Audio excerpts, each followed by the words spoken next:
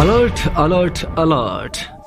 Income tax act ರದ್ದು, ಬರಲಿದೆ ಹೊಸ ಟ್ಯಾಕ್ಸ್ ನೀತಿ, ಕೇಂದ್ರ ದೊಡ್ಡ ನಿರ್ಧಾರ. ನಮಸ್ಕಾರ ಸ್ನೇಹಿತರೆ, ತೆರಿಗೆ ವಿಚಾರದಲ್ಲಿ ಕೇಂದ್ರ ಸರ್ಕಾರ ದೊಡ್ಡ ಬದಲಾವಣೆಗೆ ಕೈ ಹಾಕಿದೆ. ಸದ್ಯ ಇರೋ ಇನ್ಕಮ್ ಟ್ಯಾಕ್ಸ್ ಆಕ್ಟ್ ಅನ್ನ ರದ್ದು ಮಾಡಿ ಹೊಸ ಡೈರೆಕ್ಟ್ ಟ್ಯಾಕ್ಸ್ ಕೋಡ್ DTC ತರೋಕೆ ಮುಂದಾಗಿದೆ. ಮುಂಬರೋ ಬಜೆಟ್ನಲ್ಲಿ ಅಂದ್ರೆ ಫೆಬ್ರವರಿಯಲ್ಲಿ ಹಣಕಾಸು ಮಂತ್ರಿ ನಿರ್ಮಲಾ ಸೀತಾರಾಮನ್ ಇದನ್ನ ಅನೌನ್ಸ್ ಕೂಡ ಮಾಡ್ತಾರೆ ಅನ್ನೋ ಮಾಹಿತಿ ಇದೆ.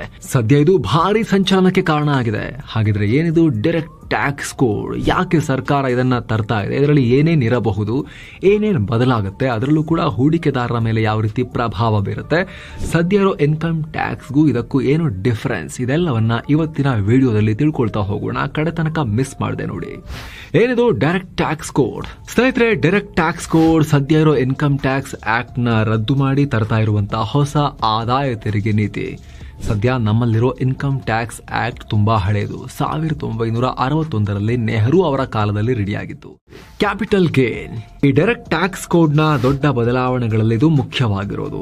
ಈ ಮೊದಲು ಕ್ಯಾಪಿಟಲ್ ಗೇನ್ ನ ಪ್ರತ್ಯೇಕ ಇನ್ಕಮ್ ಅಂತ ಕನ್ಸಿಡರ್ ಮಾಡಲಾಗ್ತಾ ಇತ್ತು. ಕ್ಯಾಪಿಟಲ್ ಗೇನ್ ಅಂದ್ರೆ ಸ್ಟಾಕ್ಸ್, ಬಾಂಡ್ಸ್, ರಿಯಲ್ ಎಸ್ಟೇಟ್ ಈ ರೀತಿ ಆಸ್ತಿಗಳಿಂದ ಪಡೆದ ಆದಾಯ.